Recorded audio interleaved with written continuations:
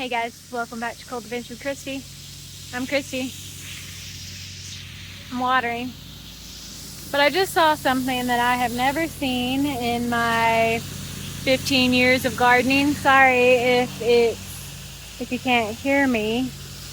One, I've got the hose and I'm watering, and two, my neighbor is over there mowing. But I was sitting here watering the spring garden bed that I really just need to pull out all this stuff. But also I got to show you something in a second. But I was standing here watering and I saw this red paper wasp, right? And it had a caterpillar in its teeth, mouth, whatever it has. And it like carried it off. I did not know that red paper wasps, and if you're from the South, you'll know what kind of wasp I'm talking about. The red ones, the Spicy Sky Raisin, the red one. But anyway, it carried one of the caterpillars that were sitting on this kale off. And then I had to Google it because I didn't know that red paper wasps were parasitic. And apparently they are. So the red paper wasps are a natural predator of the caterpillar. Who knew? I did not know. But also over here, do you see that? I have a cabbage. It looks bigger on the video than it really is. It's about baseball size. I wish I could find a wasp, another wasp, carrying off a caterpillar. So that was cool. I'll keep an eye out.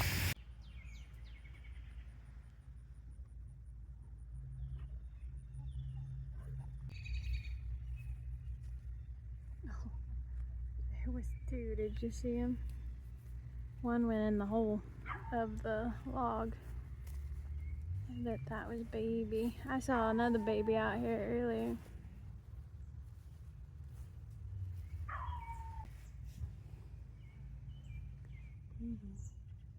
Oh, they're sleeping. They're everywhere.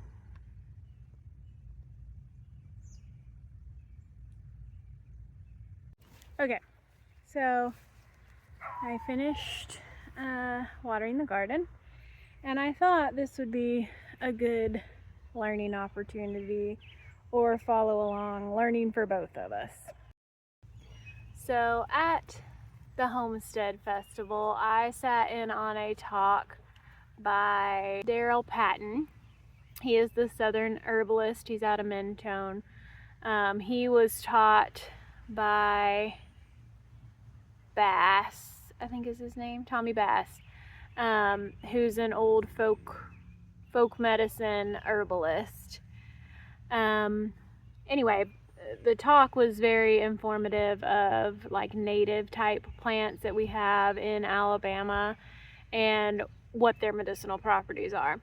But in one little section we were talking about sassafras, which I actually have over here. This plant here is sassafras.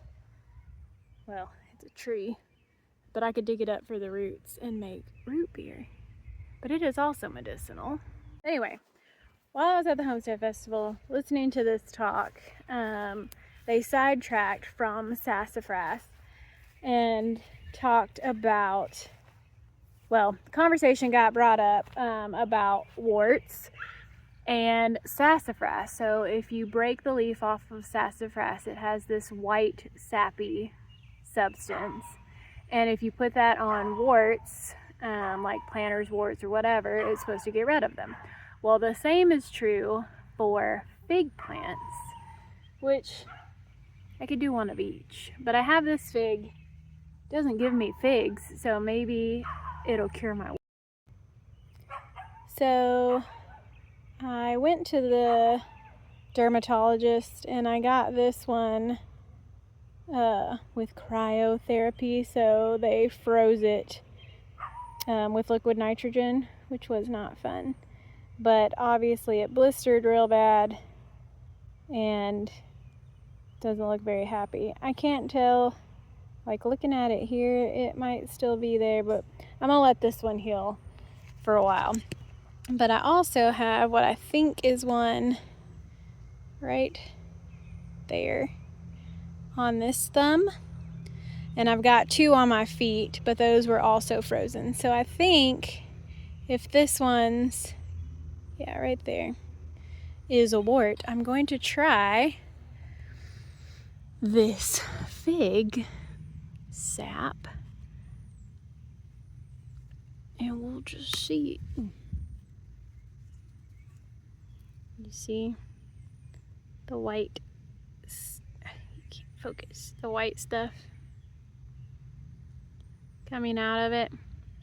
So they said all you do, and see it right there, is put, oh it dripped, put that on the wart a couple of times a day.